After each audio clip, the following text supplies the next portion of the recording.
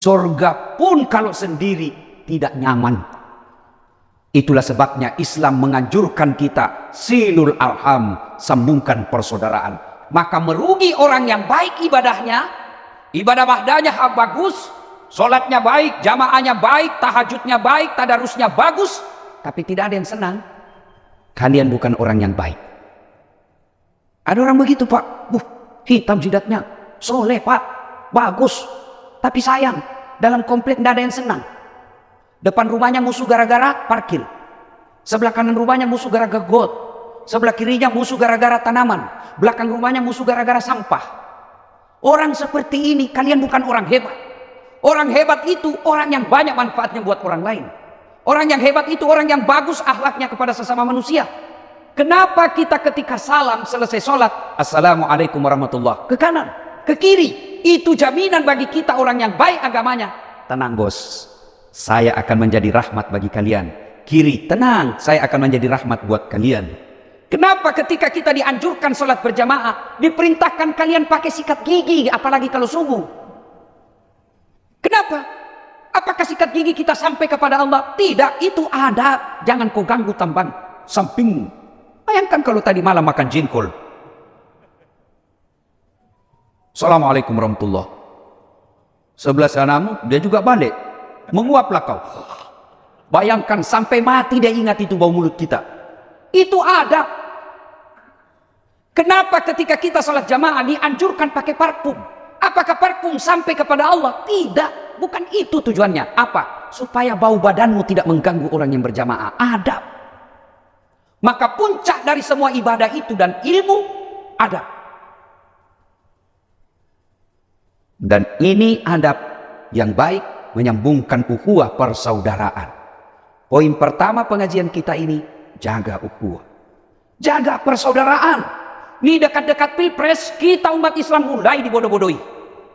Diangkat isu-isu agama, diangkat isu-isu perbedaan dalam agama kita. Padahal perbedaan dalam agama itu rahmat bagi kita. Saudaraku, terutama yang adik-adik ini yang baru belajar agama, jadikan kebiasaan dalam hidup kita beragama, berbeda itu biasa. Coba angkat takbir aja kan kita beda-beda Pak. Coba kita angkat takbir. Ada kan yang begini? Takbir. Ada begini tuh. Allahu Akbar. Ada kan? Ada dalilnya. Ada juga yang begini. Allahu Akbar. Ada dalilnya. Ada juga yang kurang semangat sedikit. Ada. Silakan lakukan. Itu baru takbir Pak. Kita sudah berbeda. Maka jadikan kebiasaan dalam beragama, berbeda itu rahmat. Ini sekarang beda sedikit saja, tidak mau jamaah bareng. Lain pendapatnya itu. Kenapa? Sholat subuh 3 rakaat. Bukan lain pendapatnya, kau yang tidak dapat ilmunya bos. Bukan 3 rakaat, itu namanya sujud tilawah. Kunut biasa Pak. Zaman saya kecil, zaman Pak Jenderal kecil, berbeda dalam kunut itu tidak buat ribut kita. Kita sholat subuh, tiba-tiba di samping kita tidak kunut, tidak pernah ribut. Dia kunut paling dalam hati kita. Oh, Muhammadiyah. Selesai. Pengajian kita kali ini, ayo pulang. Bawa perbedaan adalah kebiasaan dalam hidup kita. Saudaraku dalam Islam, Allah tidak akan menanya kamu, das'at 4 kamu dapat dari mana? 4 itu, 4 tambah 4 sama dengan berapa? Allah tidak akan tanya kamu, das'at 4 tambah 4 sama dengan berapa? Kalau 4 tambah 4 jawabannya berapa Pak? Cuman 1, 8. Allah akan tanya kita, 8 kamu dapat dari mana? Boleh 9 kurang 1, boleh 10 kurang 2, boleh 4 tambah 4, yang penting jumlahnya 8. Itulah Umar Rama mengatakan banyak jalan menuju surga. Ketika berbeda pendapat biasa. Saudara lihat yang pelihara jenggot, jangan kau maki karena itu sunnah. Jangan kau bilang kambing. Dia lihat jenggot, pelan-pelan bos. Dan saudaraku yang tidak pelihara jenggot dan kau yang pelihara jenggot, hargai yang tidak pelihara jenggotnya. Dia bisa melaksanakan sunnah yang lain. Jangan mentang-mentang tidak pelihara sunnah, tidak jenggot kau anggap dia bukan ustadz sunnah. Saya masuk daftar ustadz bukan sunnah karena tidak pelihara jenggot. Saya tanya, kenapa kau tuduh saya Ustaz? Itu ada di Facebook saya Pak, ribut. Kenapa kau tuduh saya tidak pelihara sunnah? Dia bilang, buktinya kau tidak pelihara jenggot. Ya mau diapa kalau tidak mau tumbuh? Sudah, saudaraku yang mau jingkrang celananya silahkan, hargai, jangan kau tuduh teroris. Itu sunnah. Tapi saudaraku juga yang jingkrang celananya, jangan kau anggap tidak sunnah saudaramu yang tidak jingkrang celananya. Enak kan kalau beragama begini? Ayo, pelihara persaudaraan. Dekat-dekat pilpres, jangan mau dibodohi politisi Pak. Apalagi janji-janji kampanye. Udahlah. Nanti siapapun calon kita sama-sama umat Islam. Secara umum, secara khusus, kita bangsa Indonesia diikat sila ketiga persatuan Indonesia. Bersatu itu tidak mesti seragam. Bersatu itu adalah saling menghargai perbedaan. Itulah makna persatuan. Gigi aja kita tidak bersatu Pak. Coba periksa giginya Pak. Bayangkan kalau satu seragam kita punya gigi, gimana cara kita makan? Bapak tahu ini kan gigi, ini kan beda-beda Pak. Yang di depan namanya gigi seri. Itu gunanya memotong. Masuk ke dalam namanya gigi taring. Apa gunanya? Merobek. Maka Bapak kalau makan daging tidak mungkin begini, pasti kasih begini. Karena kalau begini keluar gigimu. Yang ketiga namanya gigi geraham, menghancurkan, dia agak besar di dalam dia Pak. Bayangkan kalau gigi kita seragam Pak, semua gigi geraham, gimana caranya kita makan Pak? Sayur, repot toh. Maka berbeda itu biasa buat kita. Itulah makna dari perbedaan adalah rahmat di antara kalian. Poin pertama, dalam surga saja Nabi Adam tidak tenang karena sendiri.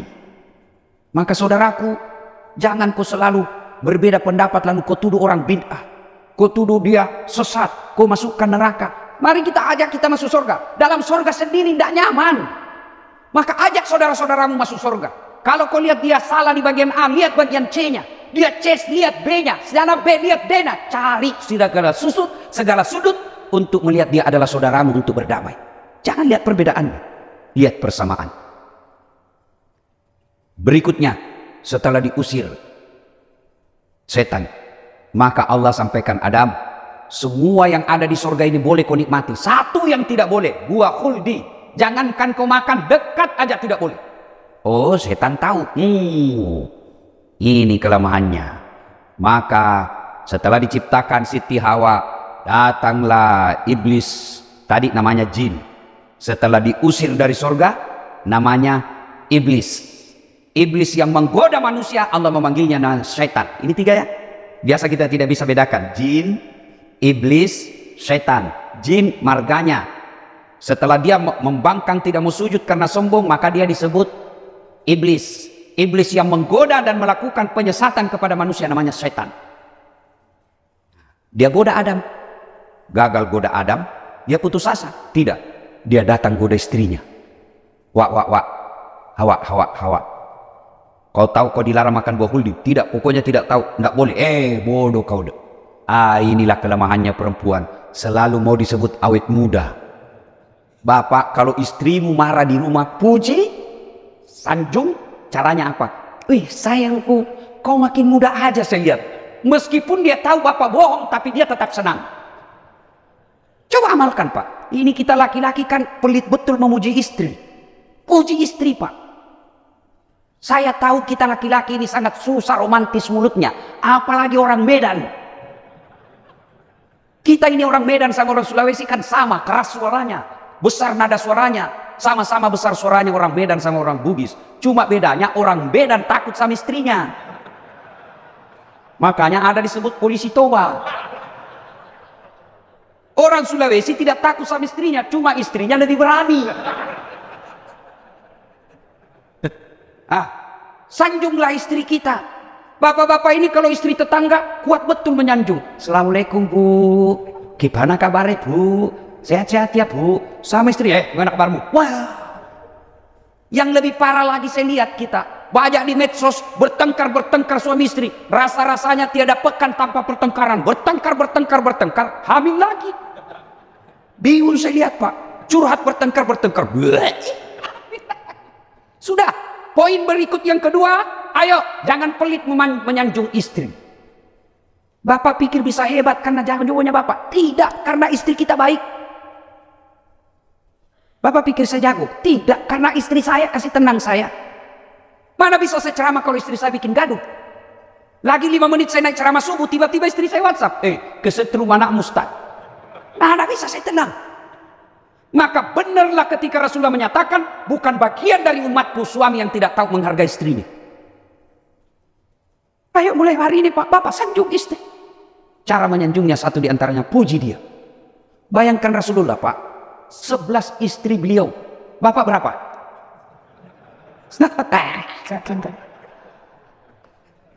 Nabi 11 istrinya Pak, Allahu Akbar. Dari 11 istri beliau, tidak ada satupun pernah mengatakan, saya menyesal menikah dengan engkau Muhammad. 11. Kita satu. Nyesal istri kita Pak. Ku tahu begini, tak ku nikah kau dengan kau. Satu aja Pak, tapi menderita lahir batin. Rasulullah, salah satu resepnya, karena Rasulullah pandai memuji dan memuliakan istrinya. 11 istri Nabi, tidak ada yang dipanggil namanya Pak. Khadijah, tidak pernah dipanggil, Khadijah sini, tidak. Khadijah beliau panggil Ummul Mukminin. Aisyah istri muda beliau, tidak pernah dipanggil Aisyah, tidak. Beliau pepanggilnya Ya Humaira, yang kemerah-merahan pipinya, karena memang Siti Aisyah merah di 5 pipinya. Maka Bapak mulai hari ini panggillah istrimu dengan panggilan spesial. Wahai istriku yang termancung hidungnya di lorong 3. Tidak mancung hidungnya Ustaz, ya giginya lah aku lihat. Justru giginya yang mancung. Ya jangan aku lihat gigi, lihatlah alisnya kah, bibirnya kah, lehernya kah. Jangan juga terlalu jujur Pak. Wahai istriku yang hitam. Panggil istrinya, tap. Mentang-mentang istrinya agak gendut. Muliakan istri.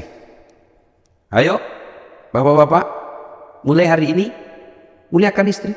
Bapak tahu lagi Nabi, ini kebiasaan Nabi Pak, tidak pernah beliau keluar rumah tanpa sedekah kepada istri. Apa sedekahnya Nabi kepada istrinya? Cium jidat. Setiap beliau mau keluar, dia cium jidatnya istrinya. Maka ibu-ibu yang ada di belakang, mulai hari ini setiap suamimu mau keluar rumah, ingatkan untuk sedekah. Pak, sedekah. Sini ku sedekah kau. Murah meriah Pak. Ya, cuma kadang ini kita tidak amalkan. Padahal memuliakan istri bagian daripada kehormatan seorang suami. Istri saya tukang ngomel Ustaz. Berarti kalau dia tukang ngomel, dia benar perempuan. Karena fitrahnya perempuan itu tukang ngomel. Maka kalau dia ngomel, jangan tidak usah layani Pak. Kalau makin dilayani, Bapak makin stres. Fitrahnya perempuan suka ngomel. Gimana tidak ngomel? Gaji Bapak, gaji pensiunan cuma 4 juta. Cicilan mobil, cicilan motornya cucu, cicilan rumah mana cukup 4 juta. Maka pelampiasannya ngomel. Maka kalau tidak mau istrimu ngomel, tambah gajimu. Berhenti dia ngomel. Coba diamalkan ini Pak, saling memuliakan. Ibu juga jangan keterlaluan. Tenang Pak, saya bela kau. Saya tahu kau takut sama istrimu. Hati-hati kalau suka ngomel. Itu ada di medsos. Dia suruh bunuh istrinya gara-gara apa? Disuruh tembak Pak. Karena tidak tahan suka digomelin Pak. Bapak saudara-saudara sekalian. Poin kedua, ayo ciptakan surga di rumah. Salah satu diantaranya, saling memuji. Pak, tidak ada bagi kita seorang laki-laki bisa tenang kalau istri kita di rumah tidak menenangkan hati. Bapak punya istri yang soleha, itulah nikmat, itulah yang disebut fid dunya hasanah. Menurut ahli tafsir yang menafsirkan doa fid dunya hasanah, yang disebut surganya dunia, keselamatan di dunia adalah punya istri yang soleha. Mana bisa kita tenang Pak kalau istri kita tidak baik di rumah. Kita mau bekerja, kita khawatir gimana kalau anak kesetrum, gimana kalau anak kita tidak terus dengan baik. Itulah fungsinya istri. Nah, Siti Hawa tergoda dan akhirnya dia datang ke suaminya, Bang, betul kau sayang saya? Betul Adinda. Kalau kau sayang saya, buktikan saya mau makan buah khuldi. Kata Adam, tidak bisa sayang. Boleh kau minta segalanya, ini tidak boleh. Kata Hawa, berarti kau tidak sayang saya. Kalau kau tidak mau, kau tidak dapat jatah sebentar malam. Inilah senjatanya perempuan. Tapi ibu jangan coba bilang sekarang ini begini. Kalau kau tidak mau, kau tidak dapat jatah sebentar malam. Kata suamimu, baik, aku cari jatah di luar. Hati-hati. Dulu kalau marah ibu-ibu bilang, jangan kau pulang. Oh, jangan bilang begitu sekarang. Begitu kau bilang sama suamimu, jangan pulang, langsung suamimu merdeka. Kalau perlu kuncikan rumah. Akhirnya Hawa menggoda suaminya dan berhasil. Lalu Adam dan Hawa memakan buah khuldi. Kedengaran suara dari aras Allah. Adam, keterlaluan kau. Segalanya kuhalalkan. Satu, kenapa justru ini yang kau langgar? Adam, Hawa, keluar kau dari surga. Akhirnya Adam, Hawa lempar Adam turun ke dunia. Sekarang namanya Irak. Satu di India, satu di Irak. Saling mencari, Pak. Bayangkan saat itu dunia hanya 2 penghuninya. Mereka saling mencari. Berdoa Nabi Adam. Akhirnya dikabulkan setelah berapa? 200 tahun saling mencari. Hikmah berikutnya. Ternyata berdoanya Adam dan Hawa lama baru dikabulkan. 200 tahun. Ada orang berdoa, Pak, bertahun-tahun baru Allah kabulkan. Adam Hawa berdoa 200 tahun baru dikabulkan. Nabi Zakaria minta anak, ya Allah berikan saya keturunan. Sejak usianya 21 tahun, Allah kabulkan ketika usianya 80 tahun. Nabi Musa alaihissalam berdoa, ya Allah selamatkan kaumku dari Fir'aun. Berapa tahun? 60 tahun lebih baru Allah kabulkan. Nabi Muhammad SAW minta kiblat yang tadinya Mekah pindah ke Palestina. Nabi berdoa, ya Allah pindahkan kiblat kami kembali ke Mekah. Berapa baru Allah kabulkan? 17 bulan. Itu Nabi dan Rasul bertahun-tahun baru Allah kabulkan doanya. Ada orang berdoa pagi mau dikasih maghrib, padahal dia tukang tipu, pret. Sabar, berdoa perlu kesabaran. Ketika Bapak tidak dikabulkan doanya, satu, bisa jadi Bapak berdoa tidak sesuai sunnah. Akhirnya apa? Doanya lambat sampai. Artinya apa? Kalau Bapak berdoa sesuai sunnah, adabud doa namanya dalam kitabnya Imam Al-Ghazali, adabud doa, adab dalam berdoa. Laksanakan doa sesuai sunnah, doanya cepat sampai. Tapi kalau tidak sesuai sunnah, doanya lambat, sampai tapi lambat, macet. Sunnah berdoa, zikirlah di awalnya. Saya yakin Bapak Ibu semua zikir sebelum berdoa, tapi kadangkala zikir kita seperti makan pisang goreng panas. Nggak jelas apa yang Bapak ucapkan. Subhanallah. Itu coba lihat kalau di depan kan. Sama-sama subhanallah dibaca, sama-sama 33, sama-sama mulai. Saya baru 11, dia sudah sampai, Pak. Kan dia bilang sunnah. Kayak makan pisang goreng panas, Pak. Perjelas, ucapkan dengan baik. Subhanallah.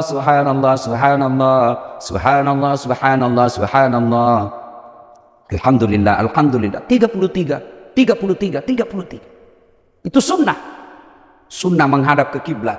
Boleh tidak membelakangi kiblat? Boleh. Boleh berdoa misal sini kiblat. Boleh berdoa begini. Boleh. Boleh begini. Boleh. Tapi sama kalau ibu minta duit sama suami. Pak, duitmu. Kata suami, mereka ajar kau. Tapi bagaimana caranya? Menghadaplah kepada suami. Didahului dengan memuji-mujinya. Bapak makin gagah saya lihat. Serasi setetil itu kumismu dengan sarungmu, Pak. Padahal tidak ada hubungan itu kumis dengan sarung. Tapi kan karena kita dipuji senang. Setelah senang hati, istri, Pak beli tenang. Saya punya kewajiban carikan kamu yang belanja. Tenang itu, kenapa? Perasaan sudah enak. Puji-puji Allah, adabnya. Kemudian apalagi? Menghadap ke kiblat, membesikir, mengangkat kedua belah tangan. Kanan kiri rapat berada di depan wajah. Ustaz, boleh berdoa begini? Boleh. Boleh begini. Ada yang begini, Ustaz? Boleh. Ada juga ini. Boleh. Tapi yang sunnah, kanan kiri rapat di depan. Ustaz, kenapa ada orang berdoa begini? Amin. Terlalu banyak dia minta itu, Pak. Cuma kalau Bapak begini, hati-hati juga, terutama Pak. Kalau begitu bau di sini, Pak, sampai mati, tidak dilupa itu tetangga kita. Begitu kita dilihat ceramahmu, Pak Ustaz, bau keteknya. Berikutnya lagi, sunnah berdoa adalah bersalawat di awal dan akhir doa. Kemudian sunnahnya lagi mendoakan dulu siapa yang berjasa dalam hidup kita. Minimal doa orang tua. Allahumma gfirli wal walidayya warhamhuma kama rabbayani shaghira. Sudah itu minta dengan berulang-ulang, bukan banyak. Tapi yang sunnah 1-2 doa tapi diulang-ulang. Sudah itu tutup lagi dengan salawat Lalu biasanya tradisi kita, subhana rabbika rabbil izzati amma yasifun wa salamun walhamdulillahi rabbil alamin. Ustaz, kenapa begini? Karena ini lebih nyaman rasanya, lebih nyambung. Tidak ada sunnah. Ini kenapa? Karena lebih nyambung, lebih nyaman. Masa Bapak selesai berdoa, amin ya rabbal alamin. Itu kan tidak nyambung. Lepas itu doa, minta pertolongan Allah dengan catatan sudah lakukan sunnah. Semua doa-doa sesuai sunnah, sesuai dengan kitab-kitab yang diajarkan dan Rasulullah. Kenapa doaku tidak dikabulkan? Bukan tidak dikabulkan, tapi Allah kasih yang lebih baik dari apa yang Bapak minta. Sering saya contohkan, tamat SMA saya daftar akabri karena pendek tidak lulus. Tapi alhamdulillah karena tidak lulus, saya bisa ceramai setingkat Kapolri sekalipun. Gagal jadi akabri, saya daftar lagi apa Pak? Saya daftar Fakultas Kedokteran, 3 kali saya ikut. Waktu itu namanya UMPTN. 3 kali saya ikut bimbingan tes, saya sholat tahajud 40 malam berturut-turut, saya nasar puasa, ibu bapak saya doakan, 3 kali ikut. Tidak lulus-lulus, malah lulus di sospol. Maka saya jadi dosen sospol sekarang. Tidak jadi dokter, temanku jadi dokter. Saya tahu kenapa saya tidak lulus. Saya pulang kuliah di Unhas, terjadi tabrakan di Jalan Perintis Kemerdekaan, Makassar. Bertabrakan, berceceran darah di jalan. Saya turun tolong dia. Dia yang tabrakan, saya yang pingsan. Oh, ternyata saya tidak bisa lihat darah. Sampai sekarang Pak, meskipun di WhatsApp saya lihat orang ditikam, pening saya punya kepala Pak. Perlu beberapa saat baru bisa saya punya baik perasaan saya. Allah tahu saat bagaimana kau menjadi dokter, kau tidak bisa lihat darah. Temanku yang lulus jadi dokter, dia tugas di Kepulauan Aru. Mau pulang lebaran beberapa tahun yang lalu, saya tanya, kau pulang lebaran? Tidak. Rugi kau pergi cari uang jauh-jauh, kau tidak lebaran sama orang tuamu. Mahal tiket Ustaz. Dalam hati saya, alhamdulillah, untung saya tidak jadi dokter. Tidak pernah saya pusing soal tiket. Kemana-mana saya Pak, tidak pernah bingung soal tiket. Kenapa? Bukan saya yang beli. Siapa yang beli? Yang undang. Maka kalian anak muda, ketika kau daftar SNMPTN, daftar Akpol, datang Akabri, daftar Akmil, daftar ASN, apa saja kamu daftar, sudah berikhtiar tidak lulus, jangan kau sangka buruk kepada Allah. Allah punya rencana yang baik buat. Biasanya nanti kita sadar, ini rupanya. Maka kepada adik-adik saya selalu saya jelaskan, kalau kau mau hidup sesuai yang mau, kau mau tahun begini-begini, tahun begini-begini, kau mau seperti itu maumu semua, maka untuk apa ada Allah di dunia? Allah ada di dunia mengatur kita. Kau tidak usah lulus, kau parkir dulu di sini, kau jadi staf ahli dulu, karena kalau jadi kepala dinas sekarang kau di penjara. Allah tahu, maka diparkir dulu, stop dulu kau di situ. Maka begitu dalam hidup ini ada persoalan Bapak hadapi, sangka baik, pasti Allah punya rencana yang terbaik buat saya. Doa saya Allah kabulkan dalam bentuk yang lain. Lanjut kisah. 200 tahun bertemu. Setelah bertemu, di mana beliau bertemu Adam dan Hawa? Di padang Arafah, tepatnya Jabal Rahmah, tugu kasih sayang. Nah, banyak yang ingin kita rangkaikan dengan kisah ini, tapi waktu yang terbatas. Namun ketahuilah, intisari paling penting Allah titipkan kisah ini dalam Quran. Allah ingin pesankan, ada satu dosa, tetesan yang kita pelihara terus dan diteteskan dari jin, iblis, syaitan, yaitu sombong. Iblis, jin, diusir dari surga karena dia sombong. Sombong ini sifat yang tidak disenangi oleh Allah. Sampai Allah jelaskan, ada 3 temannya setan di dunia. Setan berteman 3 golongan. Satu di antara 3 teman setan itu, kata Allah, ghaniyun mutakabbir, orang kaya yang sombong. Kaya harta sombong, temannya setan. Apa yang disombongkan dengan harta Pak? Banyak duitmu tapi Allah murka, dititip satu penyakit dalam dirimu, duit miliaran tapi tidak ada yang bisa dimakan. Kan Bapak lihat banyak orang kaya begitu toh. Dilarang makan nasi, dilarang makan daging, dilarang makan sambal, dilarang makan gula. Apa aja bisa dimakan Pak? Ubi rebus. Padahal duitnya 7 miliar, ubi rebus aja dimakan Pak. Ayo, jangan sombong dengan harta yang kita miliki. Maka saudaraku yang Allah titip kekayaan, saya dengar di sini komplek orang-orang kaya. Satu aja ujian orang kaya itu, pelit. Ketika Bapak sudah mampu melewati pelit itu, Bapak hebat. Bahkan lebih gampang masuk surga daripada ulama.